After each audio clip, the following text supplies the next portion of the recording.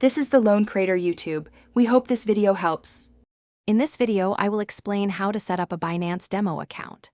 This feature, often called mock trading or testnet, allows you to practice trading with virtual funds, simulating real market conditions.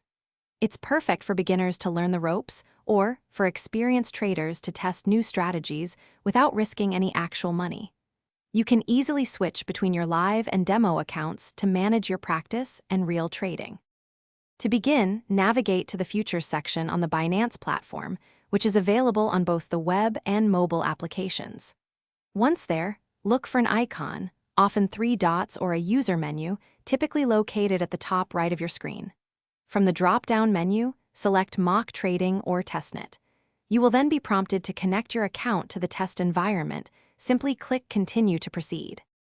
Upon entering the demo environment, your account will be automatically funded with virtual currency, often around 15,000 USD. These funds are purely for simulation and hold no real monetary value. You can use this virtual balance to experiment with different cryptocurrencies and trading pairs, just as you would in a live trading scenario. This allows you to get comfortable with the platform's functionality and asset management. With your virtual funds, you can now practice executing trades.